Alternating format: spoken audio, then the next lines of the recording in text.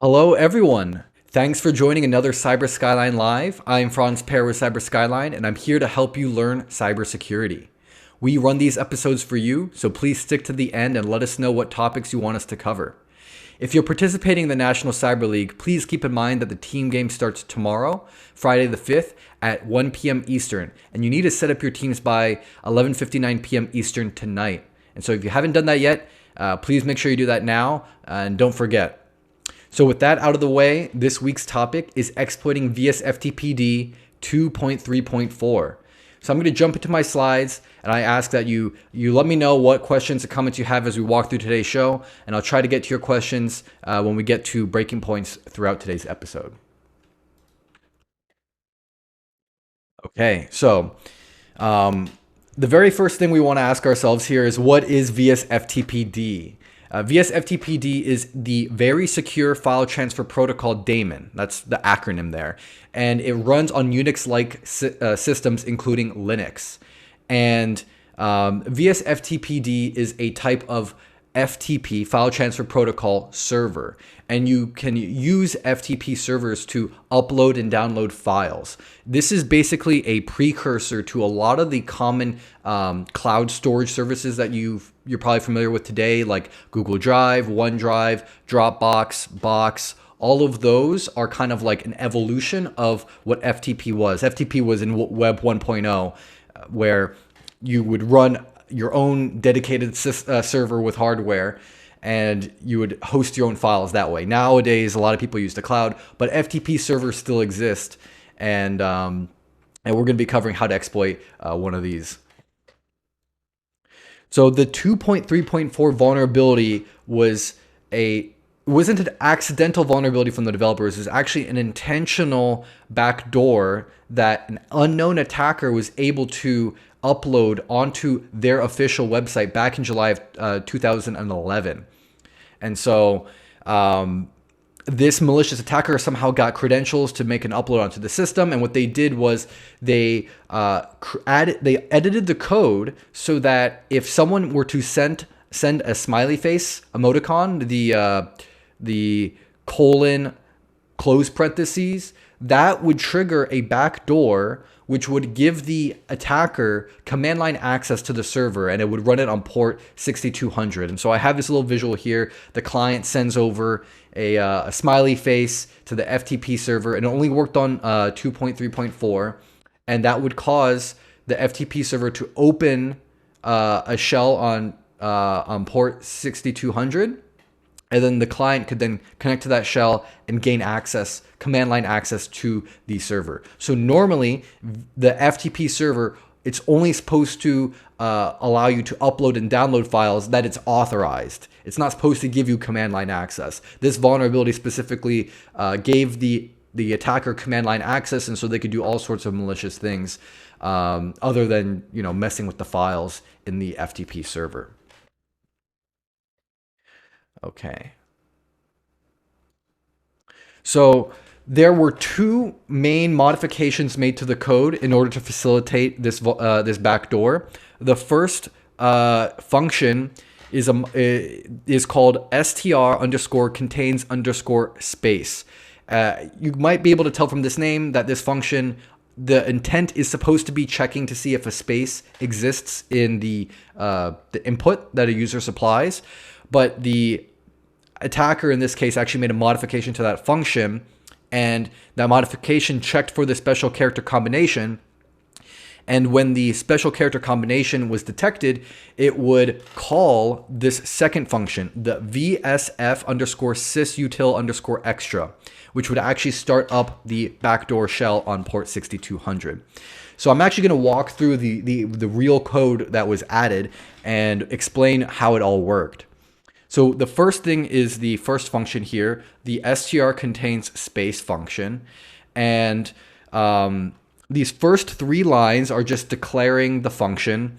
And if you haven't read code before, I'm going to try to break this down a little bit here. The int at the top in line 1 indicates that this function, this set of code, will return a number.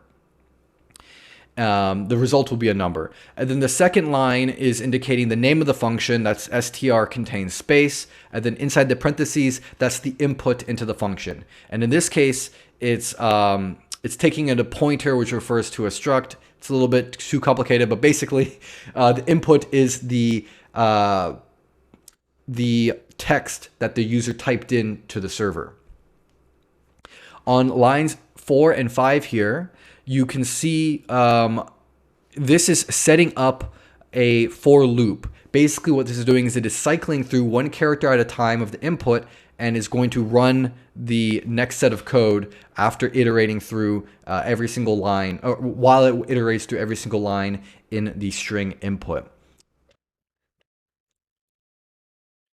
Inside the logic of this for loop, it is checking here if one of the characters is a space. And if it is a space, then it returns 1.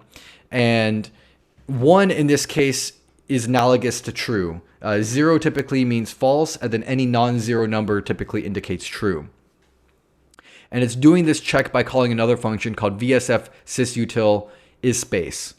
And what is happening is that I is being used as a counter. And so I, if we go back previously, I starts at 0. And then the condition for this for loop is while I is less than the length of the string. So if the string is 10 characters long, it will go from 0 to 9. Because at the end of the for loop, it will increment I by 1. That's the I++.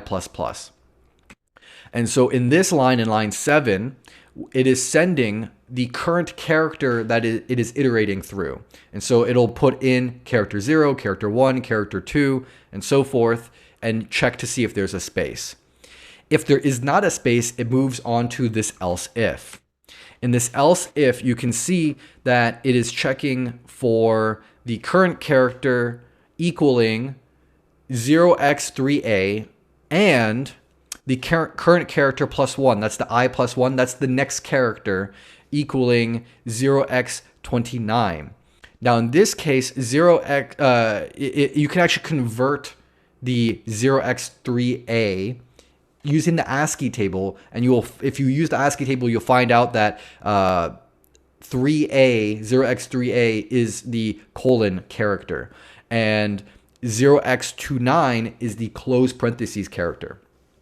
And so if you're not familiar with kind of like how strings work, basically every single character in a string is just a value, a numeric value at the end of the day. And the numeric value can be converted into our normal character set, the alphabet, using something called the ASCII table. And the ASCII table basically just maps one actual numeric value into a character on in the alphabet. And ASCII actually goes a little bit further than just the alphabet, but it's a mapping of an actual numeric value to a character. And so this is what is actually doing the check to see that the smiley face is being inputted. It checks first for the colon, and then it checks secondly for the close parentheses. If that is the case, if one character is a colon and then the subsequent character is a close parentheses, then it will call the vsftpd extra function. So let's take a look at that function then. This is a little bit more complicated of a function because it actually has network code inside of it. But I'm going to summarize it a little bit for some simplicity here. These top sections here are basically defining a socket. And what a socket is it is a logical representation of one side of a two-sided communication. So if you are creating a server, you have a socket which represents your server's connection to anyone that connects to you, right? And so you can define some settings with your side of that connection using the socket here. And in this case, it is creating an IPv4 address and instantiating it. And that's what this AF_INET represents. That represents an IPv4 address. And if you don't really know how to read code, you're not familiar with the C language, I'm just summarizing this. All of this logic here in this section is just defining a new socket with an IPv4 address. The next thing that happens on line 10 is that the socket is configured to listen onto port 6200. You can see the H2NS. That is converting this number, the 6200, into the representation that is necessary to represent port 6200. On the next line, line 11, this is configuring the socket to listen to all network interfaces. That's the in, add, or any. That's any input address. And then for the rest of this code, you can see here that what is happening, and this is going to be a big simplification, but basically this code will start listening on the socket and direct all of the traffic to and from the socket to and from this bin sh program, which you can see on line 20. You can see the exec l bin sh, and everything else that happens before is setting up that redirection and setting up the listening for the socket. And so any data that is being sent to port 6200 is being sent to bin sh, and any output from bin sh is being sent as back as a response on port 6200.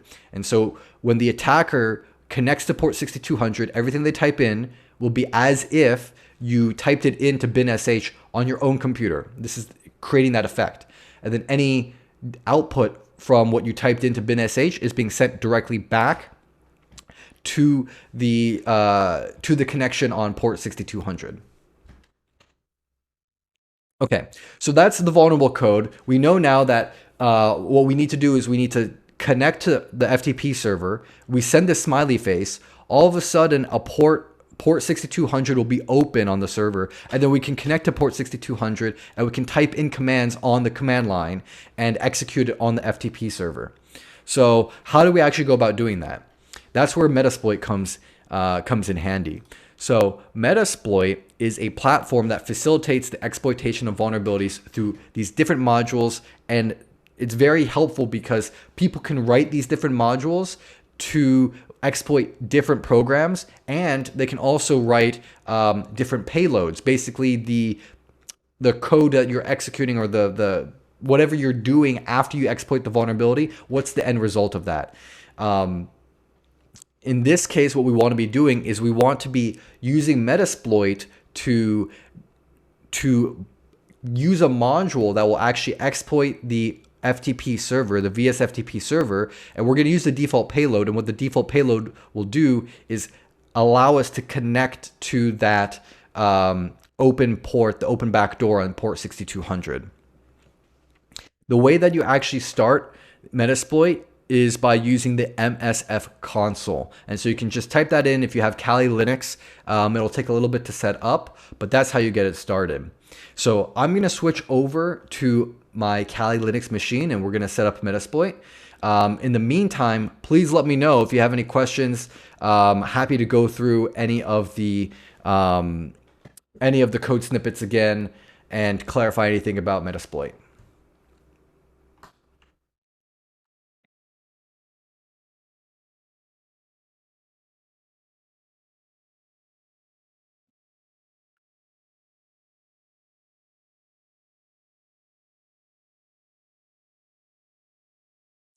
Okay, so here I've also got my my trusty notepad on the right side here, and this is going to show us all of the commands that we are going to run today.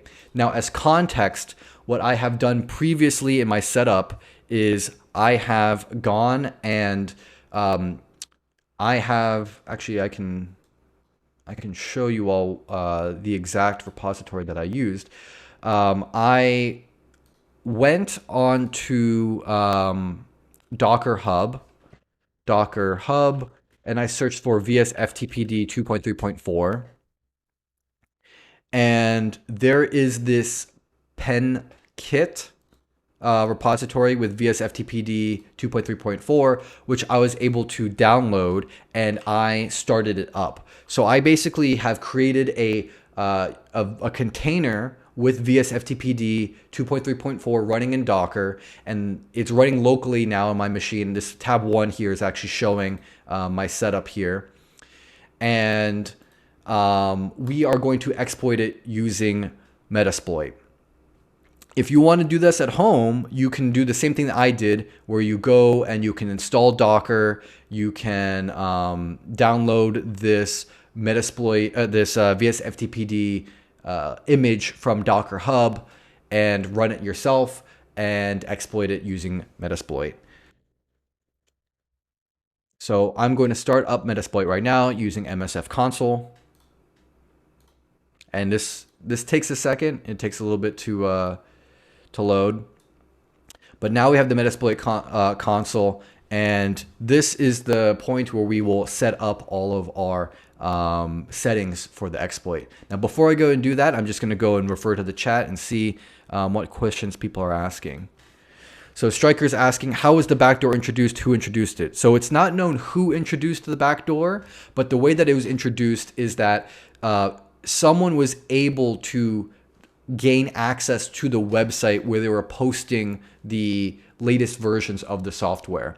And vsftpd is an open source project, and so anyone can go and get a copy of the source code. And so what happened was the attacker took a version of the source code, edited it, and then put in this backdoor, and then used their access to the website to publish a new version of the software, which was malicious. And so they were able to upload that, and anyone who downloaded that copy, the version 2.3.4, unknowingly downloaded a version with a backdoor. And so the way that they remediated this was they took down that version from the website. Of course, it's the internet, so copies still exist.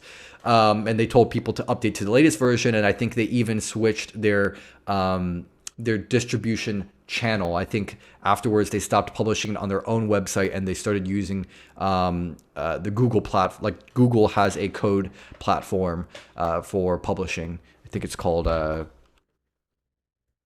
think it's just called simply Google Code. Yeah. So they try to secure their process for publishing code. And Tawab here is asking, are you going to put instructions on how to download the Docker so we can do this from home?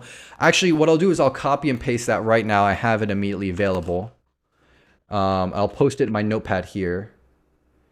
And I'll also post it in the chat. This is a long command, so I'm actually going to split it up.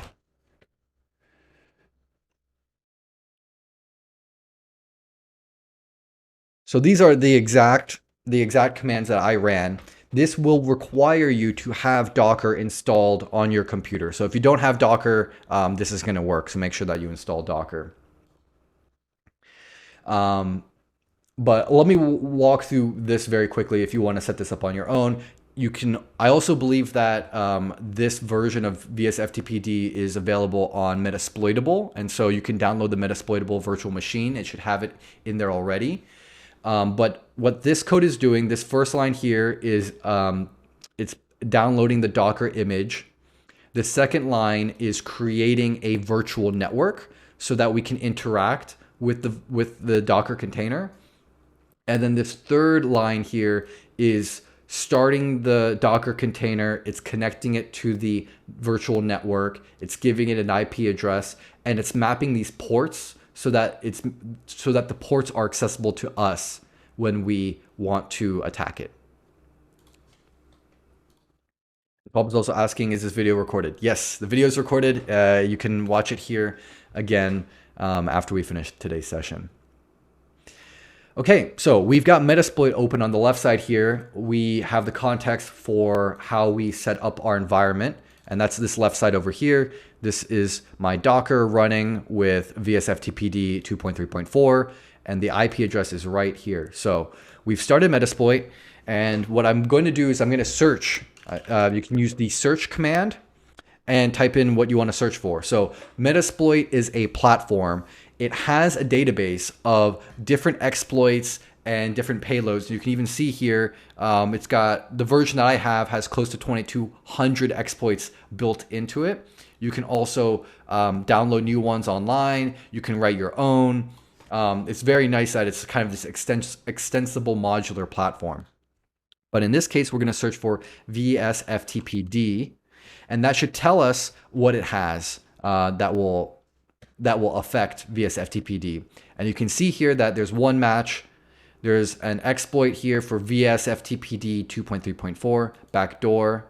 And so what we'll do now is we will say that we want to use this specific exploit. And so you simply type in use and then the name here, and you have to type out this full name. So exploit Unix FTP vsftpd 2.3.4 backdoor.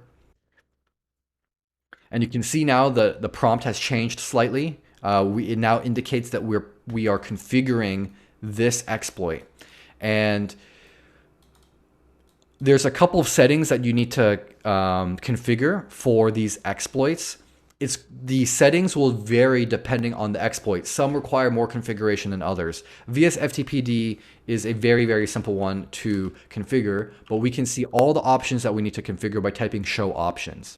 And so when I type in show options, I can see here that there's two settings. There's our hosts and our port. And there's also the current value, the current setting. Our port is set to 21. The R stands for remote. So this is the remote port. This is the port that we are attacking. And by default, FTP is on 21, which is why it was defaulted to 21 here. And if for whatever reason someone were running this FTP server on a different port, maybe port 20 or 22 or what have you, you can actually configure and set the setting to that new port. So you can still be able to exploit it. Our hosts here, this actually is a list of all the IP addresses that we want to attack. And in this case, we want to attack this IP address, 172.23.0.18. And so to set one of these settings, you type in set, and then you type in the name of the setting. In this case, it's our hosts, and then the value that you want to set it to. And so this will configure the exploit to target this IP address. And now we can do show options again to see that if it was configured properly. And you can see here that before the current setting was blank, and now the current setting has that IP address. So it set it properly. And from here, we can run the exploit. All of our settings are configured. This is the IP address that we want to attack. This is the port number that we want to attack. And then we just type in exploit.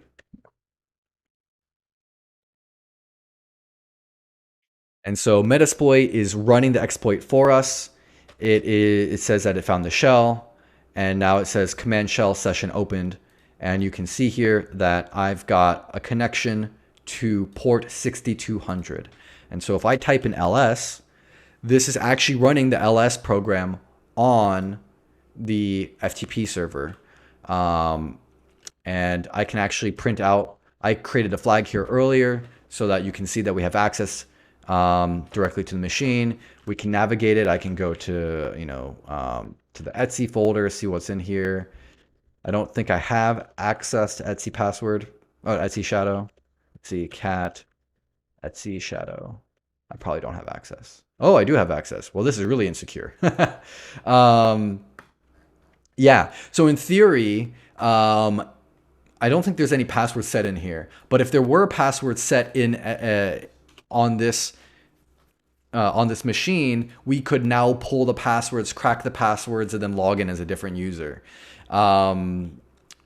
This is basically our machine now. You could drop your SSH key in there so you can log in. You can get persistence. You can log back in again in the future. You can install some malware on here, what have you. You now have full access to this FTP server. All right. Looking at the comments now, the questions, Twab is asking, when doing this from home, do we need to get a target IP address to attack? And who could we attack? And so you need to configure this, and you need to set up your target, right? So if you're doing this from home, you need to install Docker, and you can follow the instructions that I posted in the chat that we have here on the screen, where you just set up a vulnerable server and attack it on your local computer that way. You can also download Metasploitable, and you will get the IP address when you set up the target. And so in this case, I have set up my own. I chose the IP address because I have the ability to do so. I set it to this 172.23.0.17. If you copy exactly what I do, you should be able to use the same IP address. But you can always change that yourself. You can't just put in any random IP address, right? So this is another thing to be careful of, is that this is a live tool. There are no safety rails with this tool. So you need to be very careful. If you put in a public IP address, you will run an attack over the internet if you have internet access, right? So be very, very careful when you're using this tool. Make sure that you know what you're doing. You double check what your commands are before you execute it. But in theory, if there was a vulnerable vsftpd server on the internet, you could put in that IP address there and exploit it. And to make this a little bit more realistic, what you could do is you could use Nmap to scan this IP to see that FTPD, the vsftpd 2.3.4 is installed on that machine. That's kind of how you would know to exploit it, right? The normal process would be you would scan the devices, you see the vulnerable server. Now that you know there's a vulnerable server, you open up Metasploit, you use the vulnerability, the exploit for that vulnerability, and run it on that IP address on the port that you found it on. All right. But yeah, I mean, that's kind of it right here. I'm happy to answer any other questions. I think today is a little bit of a shorter episode, but I think this is a pretty straightforward vulnerability. So to kind of recap, this whole vulnerability and how it works. The vulnerability was included because an attacker was able to get the password or whatever mechanism, whatever security mechanism was in place to publish new versions of vsftpd. They took the source code, which was open source, made an edit, made a modification to look for someone typing in the smiley face, and then configured it to open a backdoor in port 6200. They then subsequently posted that backdoored version of the software onto the official vsftpd website, and then anyone who downloaded that new version unknowingly, accidentally made themselves vulnerable. And so I'm sure this attacker subsequently went and tried to find people who did that and exploited their machines, got command line access, and who knows what happened after that, installed some malware or what have you. And us as the pen testers here, pen testers in training, we can also exploit it ourselves because there is a module written that is in Metasploit that you can use to exploit it. Or if you want, you could also use Netcat or Telnet or some other tool to connect to to the FTP server, or you can use the FTP client itself, connect to the FTP server, type in the smiley face, use Netcat or Telnet to connect to the backdoor, and you can get command line access that way and just skipping Metasploit entirely. You can exploit it by hand, but yeah, it's very straightforward to configure using Metasploit. You just search for the module, you use the use command, you configure the IP address using set rhosts, and then you type in exploit, and then you get access straight there. So let us know what other topics you want us to cover in the future. I've put up a button there to sign up for the next episode. We're going to be skipping next week because it's Veterans Day, so we're going to be coming back on November the 18th. And that episode, we'll be talking about the basics of coding. And so if all of that code that I showed you made absolutely no sense whatsoever, we're going to be starting with the fundamentals, with the basics, covering how to at least read some code. We'll get into a little bit of writing some code and help you get that background, hopefully get you to the point where you can start reading some code yourself. Coding is not something that you can really teach in a single episode, so it's going to be just the introduction, just the basics. We might have some future episodes afterwards to help cover more. But learning coding and security is very important because you'll oftentimes be looking at code snippets and needing to know what it does and what it means. Or you might need to be writing your own code to help you do a little bit of automation to save you some time. So thanks for everyone for joining us today. Hope to catch you 2 weeks from now in our next episode. And let us know right now if you have any other questions about FTPD. I'll stick around in the chat, answer any questions, and any other topics you want us to cover in the future. We're always looking for suggestions from the audience, and hope to see you again in the future. So thank you. Take care. If you're doing NCL, make sure to sign up for the team game and make sure to join us tomorrow at 1 p.m. Eastern when we go live with the team game. We're going to be live all weekend long, and we're going to be doing a debrief of the team game after the team game ends. We're going to be doing it on Tuesday, and so you can sign up for that session as well on our Crowdcast channel. And if you have any questions about any of the challenges after the game ends, make sure to join us on the Slack. That is cyberskyline.com/Slack. We have a community channel there, and after the games, we do a debrief where we tell you how to solve all of the challenges. So there's plenty of resources to help you out after the games. And thank you again for joining us. Take care.